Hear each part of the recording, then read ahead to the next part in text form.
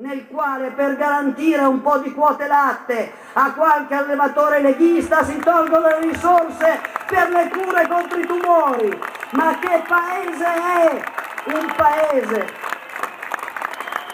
Un paese in cui, e io chiedo a questa piazza di salutarli e di ringraziarli,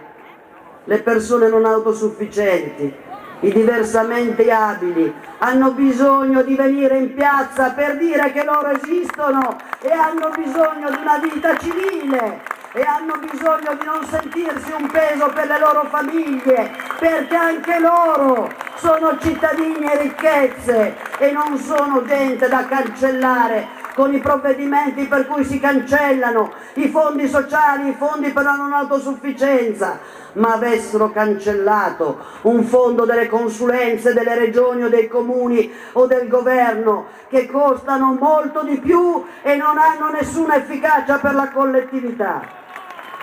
E allora vorremmo anche,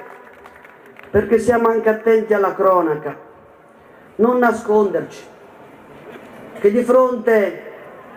all'imbarazzo, se è capace di provare imbarazzo, cosa di cui non siamo certi,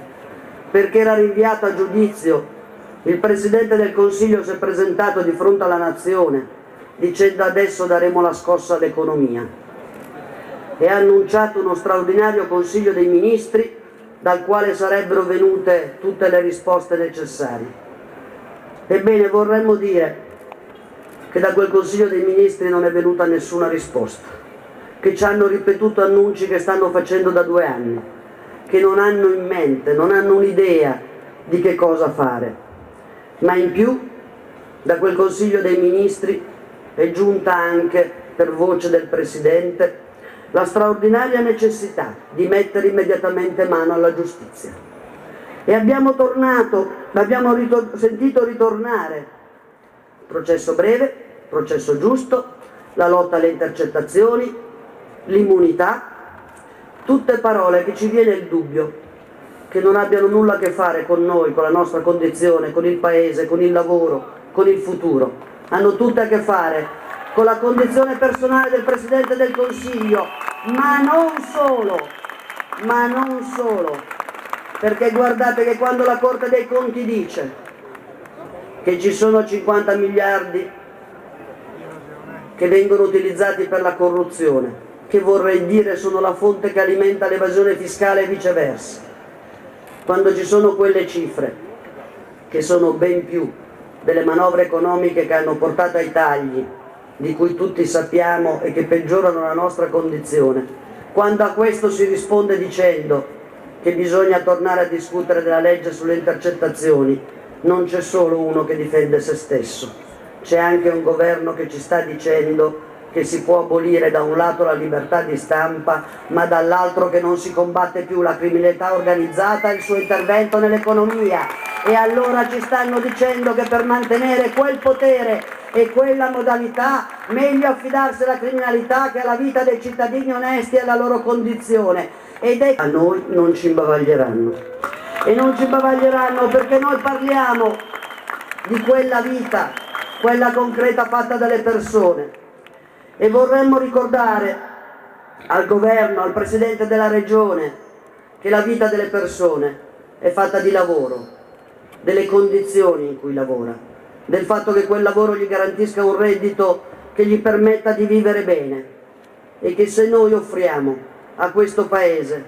e ai giovani che verranno, come ai giovani che ci sono, l'idea che per loro non ci sarà un lavoro, non ci saranno i diritti, non ci sarà l'istruzione, noi non stiamo facendo solo un torto al futuro, stiamo facendo uno straordinario torto al presente, perché in realtà stiamo dicendo a quelli che dovrebbero ereditare questo Paese, gli stiamo dicendo che se ne vanno da un'altra parte è meglio. Ed è questa una delle straordinarie ragioni per cui noi diciamo che noi non vogliamo vergognarci di questo Paese, ma vogliamo che questo Paese sia il Paese in cui si danno le risposte, quelle che ci hanno chiesto gli interventi prima. Penso a quei lavoratori che stanno sulle torri della Vinyls, che sono tornati sulle torri, che da 1 anno stanno all'isola dell'Asinara ma non può vergognarsi un po' un ministro dello sviluppo economico che in quasi 2 anni non è riuscito a dare soluzione a quella vertenza e che ogni volta ci racconta dei cavalieri bianchi, di questo e quell'altro, delle imprese che sarebbero in corsa per e non riesce mai a concludere la trattativa per cui tra l'ENI e le nuove società si determinano le condizioni perché quei lavoratori tornino a produrre. E lo diciamo adesso. Noi non aspettiamo la scadenza senza che il Ministro convochi l'incontro. Bisogna dare ai lavoratori di quello stabilimento e alle organizzazioni sindacali l'incontro subito, settimana prossima. Non possiamo continuare a essere una condizione per cui quei lavoratori sono informati del loro futuro, della loro sorte, se va bene da qualche indiscrezione dei giornali, ma non sono in grado né di conoscere né di condizionare quello che sta intervenendo. E vorremmo anche dire che noi non siamo disposti e quei lavoratori non sono disposti a pagare il fatto che i commissari non hanno avuto il coraggio, il governo non gliel'ha imposto, di far riprendere il lavoro perché si facesse la gara per la vendita di quell'azienda avendo gli impianti funzionanti e non fermi in degrado progressivo. Noi vogliamo quell'incontro subito e, come abbiamo detto tante volte, noi non ci rassegneremo mai al fatto che non ci sia una soluzione positiva. Lo sappia il governo e lo sappia l'ENI, così come alle lavoratrici dell'Electrolux che ci hanno qui raccontato come quel piano aziendale voglia dire la progressiva morte di quello stabilimento e quindi di tanto lavoro. Noi vorremmo sapere, ma il governo dov'è? Quando avrà l'autorevolezza di chiamare una grande impresa e di chiedergli che cosa vuol fare e di dirgli che il nostro paese non è disponibile a tollerare. Non va bene che un ministro si muova perché è il suo collegio elettorale, per poi tornare a Roma e far finta di niente un minuto dopo. Non è così che si fa la politica industriale di un paese e che si danno risposte alle tante vertenze. Ma vorremmo anche dire al sistema delle imprese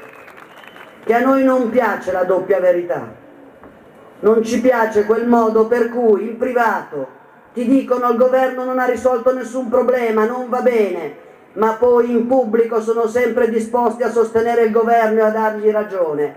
Dicano, perché non è vero neanche per loro che questa politica del governo ha dato delle risposte alle imprese, perché se ogni giorno, come ci veniva detto, dobbiamo inseguire la cassa integrazione in deroga, le risposte, non c'è solo il lavoro da difendere, ci sono anche le tante imprese che nell'assenza della politica economica determinano la loro chiusura e la loro impossibilità di reagire. Ma allora, lo diciamo alle associazioni delle imprese, non ce ne si può ricordare solo quando si ha bisogno di concludere un accordo. Bisognerebbe ricordarsi ogni giorno che questo governo non ha fatto il suo mestiere e non ha dato le risposte, e non bisognerebbe pensare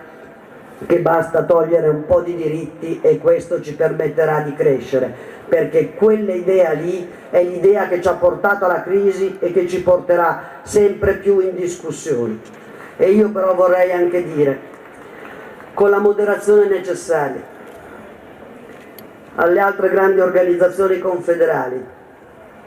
fermatevi, perché c'è una deriva pericolosa, la deriva dei treni, la deriva degli accordi separati, la deriva del pensare che il manovratore ha ragione, che noi siamo deboli e divisi. È una politica che non ci porterà da nessuna parte, è la politica che esclude il diritto dei lavoratori di decidere, di votare. È la politica che rischia di dar ragione a chi sta impoverendo il paese e sta costruendo le diseguaglianze. Noi siamo grandi organizzazioni con una grande storia, siamo nell'anno del 150° dell'Unità d'Italia, ma dobbiamo ridurci ad essere la corte dei potenti che piglia i treni perché non sa come è fatta la condizione meridionale. Abbiamo bisogno di questo, di dare uno spettacolo che sempre più sembra quello dello spot elettorale, invece della responsabilità di trovare le soluzioni per la condizione dei lavoratori e per l'unità di questo Paese. E allora glielo ribadiamo anche da tutte le piazze: se ci sono delle differenze, e ci sono, e sono profonde. Possiamo almeno su una cosa metterci d'accordo, che chi decide sono i lavoratori, non il governo e non le imprese, che chi decide se un accordo va bene o non va bene, se una soluzione è giusta o no, siano i destinatari di quell'accordo, perché se si continua a far sì che siano i governi e le imprese chi decidono chi ha ragione e chi ha torto, noi rischiamo di non rappresentare più il lavoro e quindi di non dare le risposte che sono necessarie. Non serve molto, basta decidere che abbiamo delle regole e che anche di fronte al dissenso non ci si chiude ognuno in casa propria, ma si va dai lavoratori e si discute, perché i lavoratori non possono essere considerati intelligenti quando ci danno ragione e da non consultare quando invece potrebbero darci torto, perché così non è democrazia, così è l'idea che esiste solo il consenso, e trovo che ci sia troppa somiglianza tra una politica che decide le liste del segretario e poi siamo alla compravendita nel Parlamento e un sindacato che non sceglie invece di andare dai lavoratori e che fa eleggere i suoi rappresentanti dai lavoratori. Noi pensiamo che la democrazia sia la ragione per cui in questo Paese ci sono dei grandi sindacati, e se c'è, come c'è, un'idea sempre più forte che quella che da soli si è più forti, che individualmente ci si può difendere meglio, vorremmo dirlo con tutta la forza necessaria, nella logica del nemico, nella logica dell'altro diverso da te e quindi concorrente. In quella logica lì il lavoro perde forza e perde i suoi diritti. E allora facciamo un bagno di democrazia, torniamo dai lavoratori e facciamoli decidere chi sono i loro rappresentanti, facciamogli decidere che cosa pensano degli accordi, facciamogli decidere quali sono le scelte giuste e quelle sbagliate. Noi non abbiamo paura, perché pensiamo che i lavoratori siano coloro che sulla loro sorte devono sempre e comunque decidere, e che se vogliamo difendere il lavoro e le loro condizioni, così si deve fare e così si può fare. E vorrei ancora dire